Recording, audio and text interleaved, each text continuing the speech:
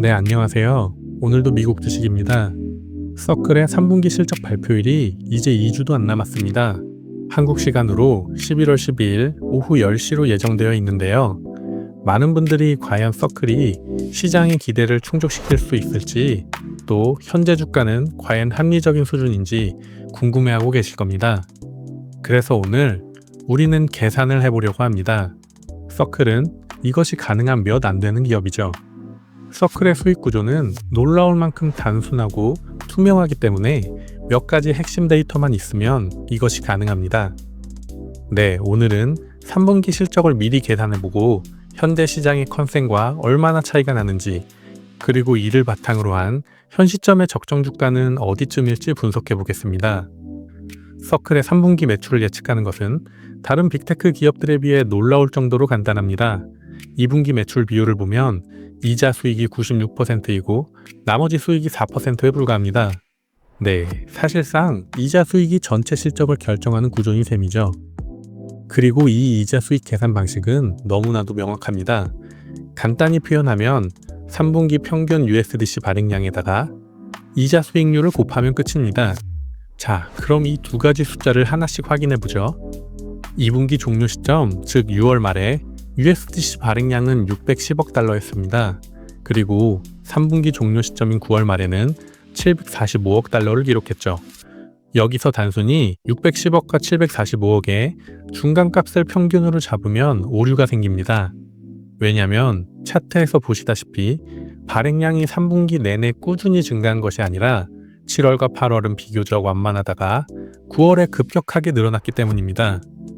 따라서 이 9월의 급증세를 보정해서 3분기 전체 평균 발행량을 계산해보면 약 680억 달러 정도가 나옵니다. 자, 이제 계산의 절반이 끝났습니다. 평균 예금액 680억 달러를 확보한 겁니다. 이제 이 돈으로 얼마를 벌었는지를 계산할 차례입니다. 3분기 기간 동안의 평균 단기 금리는 4.33%였습니다. 서클은 이 단기 금리에서 국채 매입 비용 같은 아주 약간의 비용, 약 0.1%를 제외한 나머지를 거의 다 수익으로 가져갑니다. 그럼 4.33%에서 0.1%를 빼면 서클의 연간 수익률은 약 4.2% 정도가 나옵니다.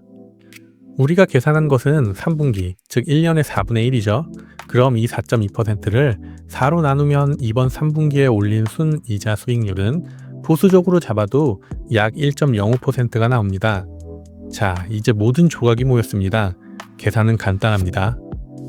3분기 평균 USDC 발행량 680억 달러 곱하기 3분기 순이자 수익률 1.05%. 계산해보면 7억 1,400만 달러가 나옵니다. 이것이 바로 서클 3분기 매출의 96%를 차지하는 핵심 이자 수익의 예상치입니다. 그럼 이제 나머지 4%인 기타 매출을 더해야겠죠? CPN, USDY, CCTP 등이 포함된 기타 매출에 대해서는 서클이 2분기 어닝콜에서 힌트를 줬습니다.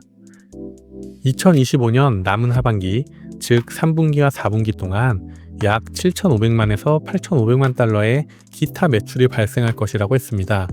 중간값으로 8천만 달러 정도를 잡을 수 있겠죠.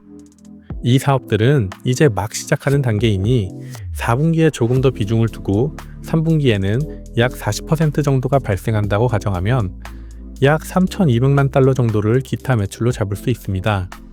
네, 정리해 보겠습니다. 3분기 총 예상 매출은 이자 수익 7억 1,400만 달러에 기타 매출 3,200만 달러를 더한 총 7억 4,600만 달러 정도가 될 것으로 예상됩니다. 현재 시장의 3분기 컨센이 7억 달러 수준이니 우리가 계산한 예상치는 이보다 약 6%에서 7% 정도 높은 수치입니다. 데이터에 기반했을 때 서클은 이번에도 시장의 기대를 뛰어넘는 어닝비트를 기록할 가능성이 매우 높다고 판단됩니다. 자, 그렇다면 이 예상 매출을 바탕으로 지금의 적정 주가를 한번 계산해 보겠습니다. 물론 이것은 어디까지나 예상치일 뿐이니 투자에 참고만 하시기 바랍니다. 우리는 두 가지 기준, 즉 시장 컨센인 7억 달러와 우리가 계산한 7억 4,600만 달러를 기준으로 나눠서 계산해 보겠습니다. 현재 서클의 주가 매출 비율, 즉 PS 배수는 약 13배 수준이고 애널리스트가 제시하는 평균 목표 배수는 약 15배입니다. 이 두 가지 배수를 모두 적용해 보죠. 먼저 컨센 기준입니다. 3분기 매출 7억 달러를 연간으로 환산하고 PS 배수 13배에서 15배를 곱하면 예상 시가총액은 360억에서 420억 달러가 나옵니다. 이를 현재 주식수로 나누면 주가는 약 172달러에서 199달러 사이가 됩니다. 다음은 우리가 계산한 예상치 기준입니다.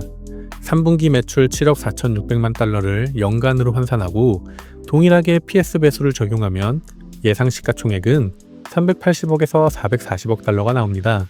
이를 주식수로 나누면 주가는 약 183달러에서 211달러 사이가 되겠네요. 이것은 어디까지나 예상입니다.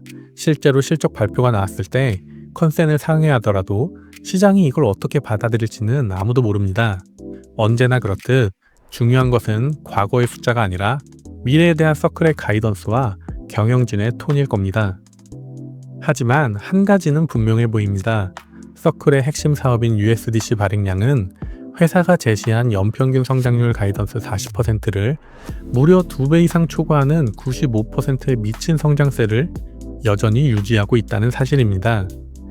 자, 3분기 예상 매출은 이 정도에서 마무리하고 지금부터는 왜 제가 2026년과 27년의 서클을 지금보다 훨씬 더 긍정적으로 바라보는지 말씀드려 볼까 합니다. 시장이 우려하는 금리 하락 시나리오부터 이야기해 보겠습니다. 많은 분들이 걱정하시는 부분이죠. 금리가 내려가면 서클의 매출이 저하될 것이다. 네, 맞는 말입니다. 만약 다른 모든 조건이 동일하다면 말이죠. 자, 구체적인 숫자로 계산해 보겠습니다. 우리는 3분기 평균 단기 금리를 4.33%로 계산했습니다. 만약 지금 기준으로 금리가 3%까지 하락한다고 가정해 보죠. 대략 30% 정도의 수익률 하락이 발생하는 셈입니다. 그렇다면 서클이 이 하락분을 메우고 기존 매출을 그대로 유지하기 위해서는 USDC 발행량이 얼마나 증가해야 될까요? 단순 계산으로 약 40%만 증가해주면 됩니다. 30%의 수익률 하락을 40%의 발행량 증가로 완벽하게 상쇄할 수 있는 겁니다. 아까 위에서 제가 USDC 발행량의 성장률이 95%를 유지하고 있다고 말씀드렸죠. 서클의 가이던스대로 성장률 40%만 유지돼도 그 충격은 충분히 흡수하고도 남는다는 계산이 나옵니다. 시장은 금리 하락만 걱정하지만 서클의 본업인 스테이블 코인 시장 지배력은 그 걱정을 이미 압도하고 있는 셈이죠. 물론 금리 하락이 온전히 가져가야 할 매출을 못 가져가게 한다는 건 분명한 사실입니다. 그리고 바로 이 지점이 제가 2026년과 27년의 서클을 더 긍정적으로 바라보는 이유입니다. 바로 기타 매출로 묶여있는 신사업들, 구체적으로는 ARC, CPN, 그리고 USDY입니다. 물론 지금 당장은 이 기타 매출의 비중은 전체의 4%에 불과합니다. 솔직히 말해서 USDY 같은 상품의 매출은 현재 서클 전체 매출의 0.2% 미만입니다. AUM 규모가 너무 작아서 지금 당장 매출을 계산하는 것 자체가 사실상 의미가 없을 정도죠. 하지만 이 4%에 속으시면 안 됩니다. 이것은 현재의 가치가 아니라 미래 성장의 씨앗이기 때문입니다. 우리는 이 씨앗이 얼마나 빨리 자라날지 2분기 어닝콜에서 제시된 가이던스를 통해 유추해 볼 수 있습니다. 아까 위에서 하반기의 기타 매출이 7,500만에서 8,500만 달러가 될 것이라고 했습니다. 이걸 연평균 성장률로 환산하면 상반기 대비 무려 200%에 육박하는 미친 성장률을 예고하고 있는 겁니다. 제가 3분기 실적을 계산할 때 ARC 매출을 개별적으로 계산하지 않았는데요. 이 사업이 아직 본격적인 매출을 일으키지 못하고 있기 때문입니다. 실제로 ARC는 이제 막 테스트넷을 출시했죠. 아직 수수료는 사실상 0원입니다. 하지만 2026년이 되면 이야기가 달라집니다. ARC와 CPN은 단순한 부가 서비스가 아닙니다.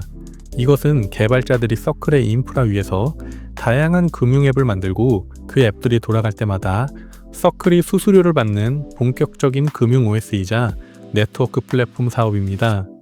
그때가 되면 ARC와 CPN에 대한 가이던스나 정확한 매출이 나오지 않을까 생각됩니다. 포인트는 이겁니다. 2025년의 서클이 USDC 발행이라는 단 하나의 엔진으로 움직였다면 2026년과 27년의 서클은 USDC 성장이라는 엔진과 플랫폼 수수료라는 두 번째 엔진이 동시에 작동하게 된다는 겁니다.